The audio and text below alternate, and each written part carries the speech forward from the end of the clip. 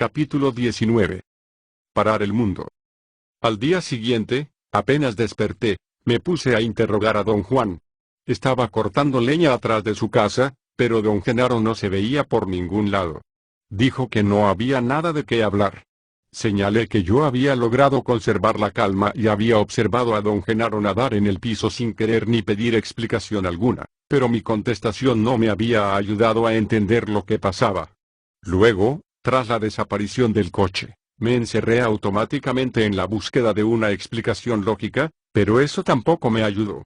Dije a don Juan que mi insistencia en hallar explicaciones no era algo que yo mismo hubiese inventado arbitrariamente, nada más para ponerme difícil, sino algo tan hondamente enraizado en mí que sobrepujaba cualquier otra consideración.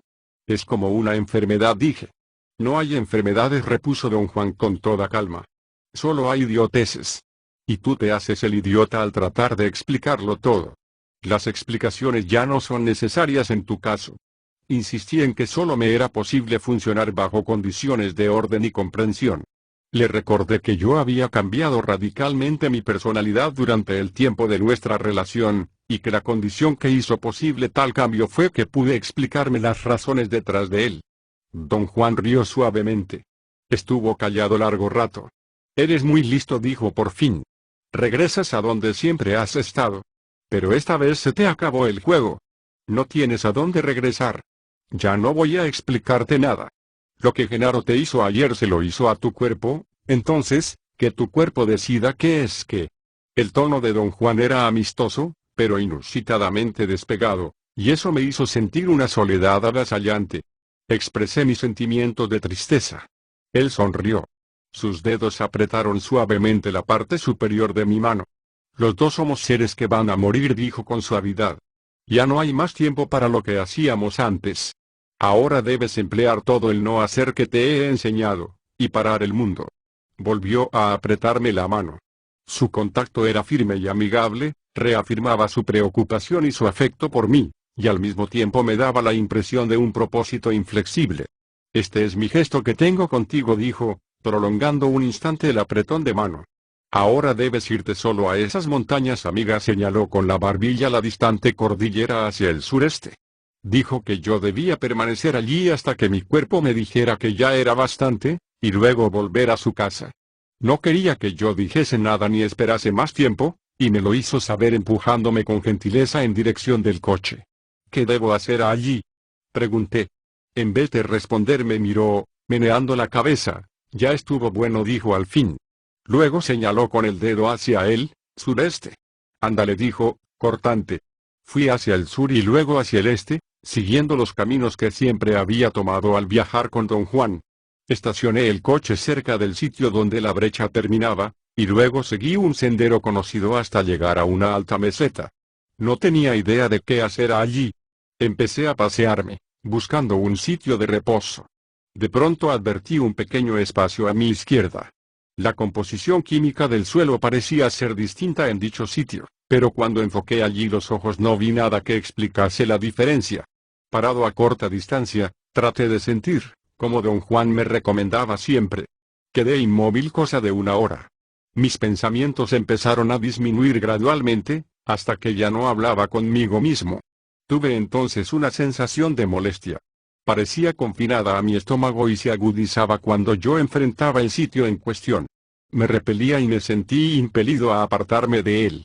Empecé a examinar el área con los ojos cruzados, y tras caminar un poco llegué a una gran roca plana. Me detuve frente a ella. No había en la roca nada en particular que me atrajera. No detecté en ella ningún color ni brillo específico, pero me gustaba. Mi cuerpo se sentía bien. Experimenté una sensación de comodidad física y tomé asiento un rato. Todo el día vagué por la meseta y las montañas circundantes, sin saber qué hacer ni qué esperar. Al oscurecer volví a la roca plana. Sabía que pasando allí la noche estaría a salvo. Al día siguiente me adentré más en las montañas, hacia el este. Al atardecer llegué a otra meseta, todavía más alta. Me pareció haber estado allí antes. Miré en torno para orientarme, pero no pude reconocer ninguno de los picos circundantes. Tras elegir con cuidado un sitio, me senté a descansar al borde de un área yerma y rocosa. Allí sentía tibieza y tranquilidad. Quise sacar comida de mi guaje, pero estaba vacío. Bebí un poco de agua. Estaba tibia y ácida. Pensé que no me quedaba más que volver a casa de don Juan, y empecé a preguntarme si debería iniciar de una vez mi camino de regreso. Me acosté boca abajo y apoyé la cabeza en el brazo. Inquieto, cambié varias veces de postura, hasta hallarme de cara al oeste. El sol ya descendía. Mis ojos estaban cansados. Miré el suelo y vi un gran escarabajo negro. Salió detrás de una piedra, empujando una bola de estiércol 2 veces más grande que él. Seguí sus movimientos durante largo rato. El insecto parecía ajeno a mi presencia y seguía empujando su carga sobre rocas, raíces, depresiones y protuberancias. Hasta donde yo sabía, el escarabajo no se daba cuenta de que yo estaba allí. Se me ocurrió la idea de que yo no podía estar seguro de que el insecto no tuviera conciencia de mí. Esa idea desató una serie de evaluaciones racionales con respecto a la naturaleza del mundo del insecto, en contraposición con el mío. El escarabajo y yo estábamos en el mismo mundo, y obviamente el mundo no era el mismo para ambos. Me concentré en observarlo, maravillado de la fuerza titánica que necesitaba para transportar su carga por rocas y por grietas. Largo tiempo observé al insecto, y entonces me di cuenta del silencio en torno. Solo el viento silbaba entre las ramas y hojas del matorral. Alcé la vista, me volví a la izquierda en forma rápida e involuntaria, y alcancé a ver una leve sombra, o un cintilar, sobre una roca cercana. Al principio no presté atención, pero luego me di cuenta de que el cintilar había estado a mi izquierda. Me volví de nuevo, súbitamente, y pude percibir con claridad una sombra en la roca.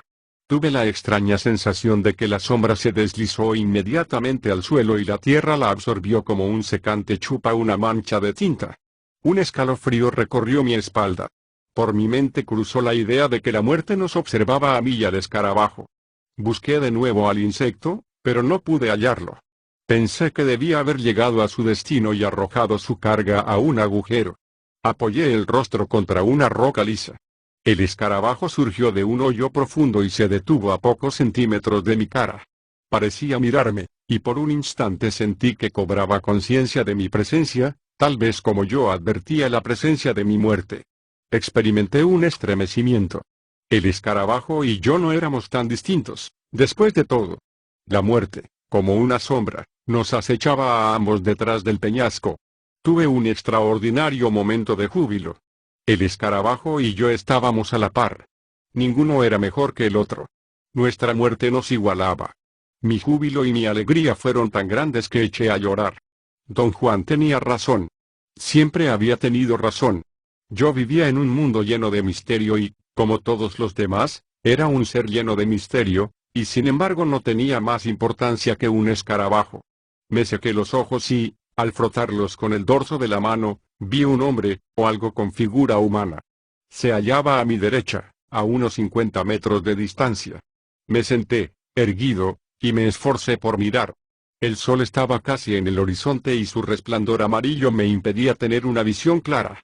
En ese instante oí un rugido peculiar.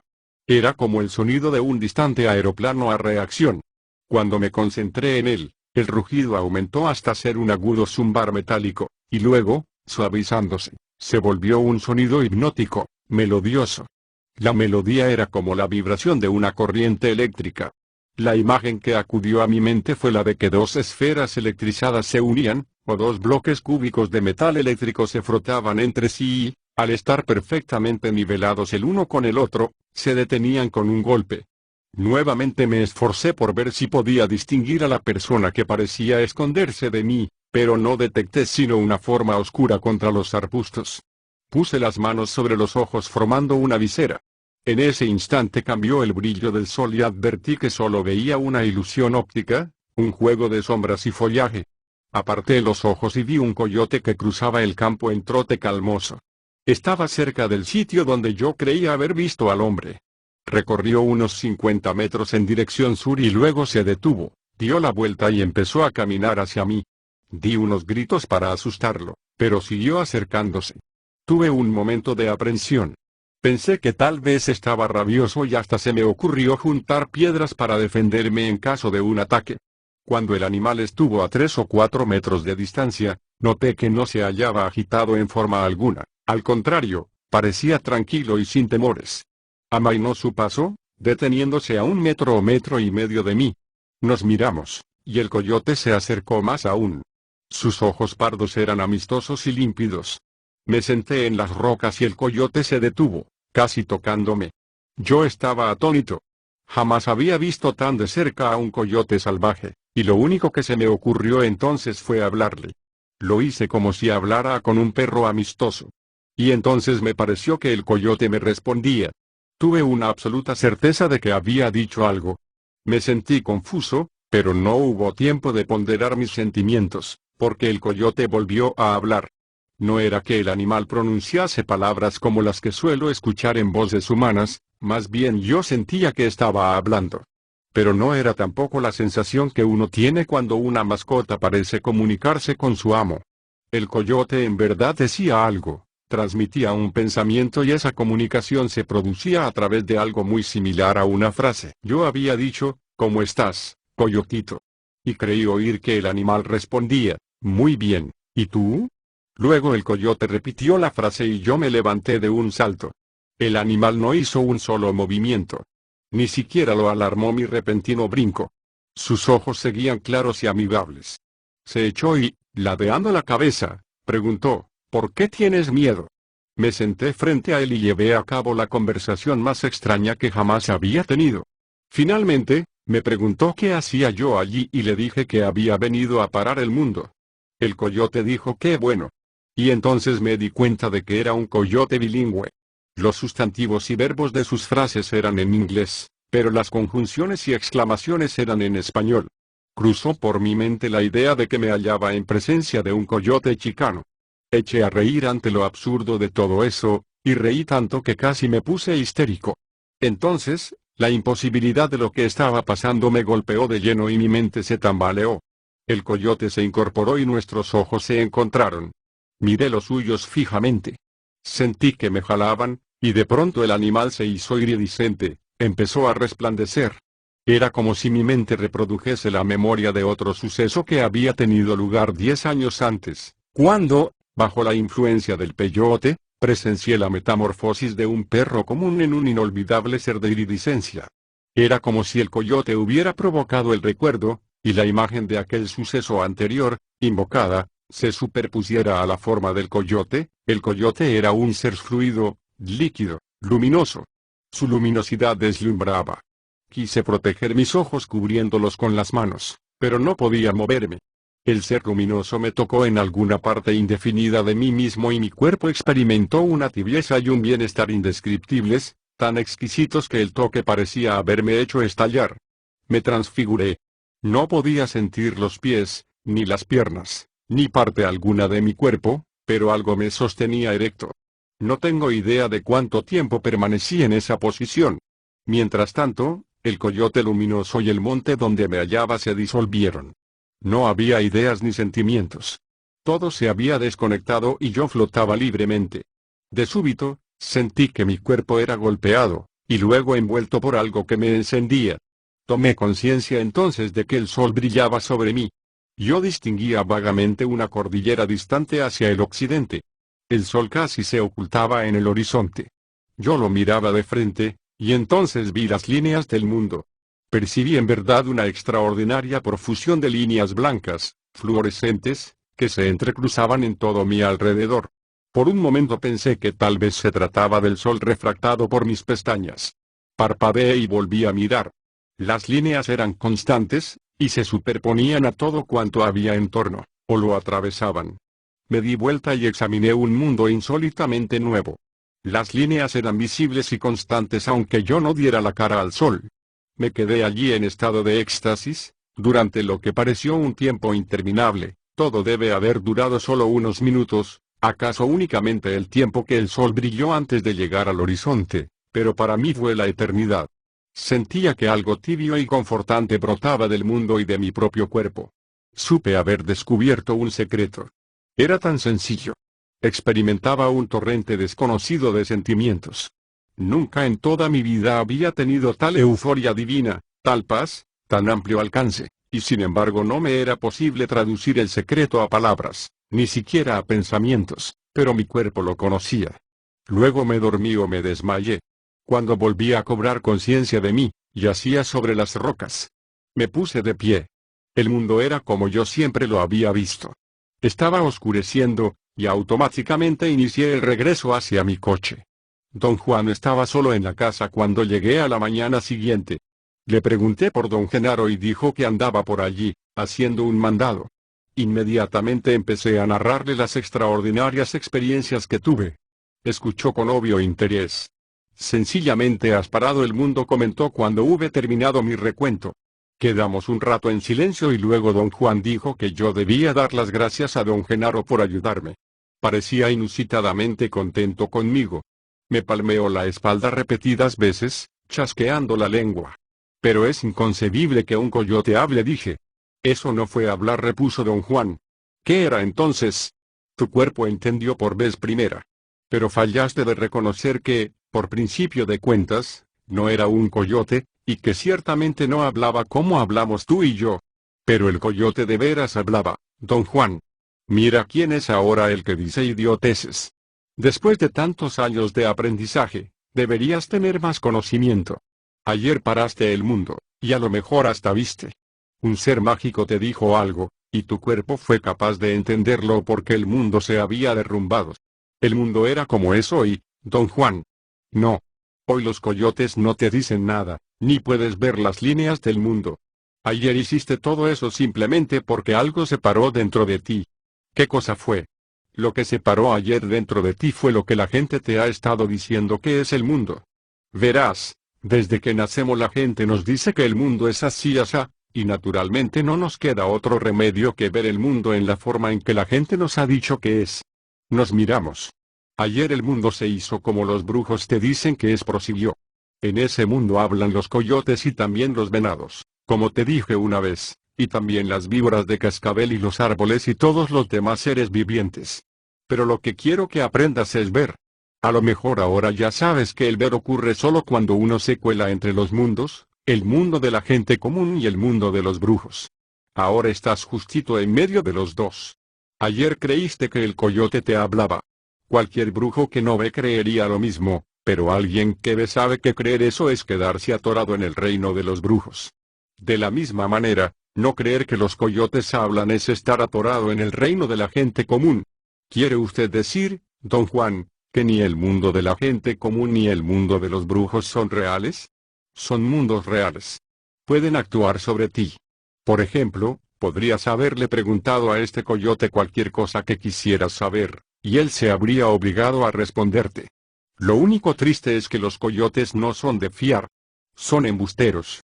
Es tu destino no tener un compañero animal de confianza. Don Juan explicó que el coyote sería mi compañero toda la vida y que, en el mundo de los brujos, tener un amigo coyote no era un estado de cosas muy de desear.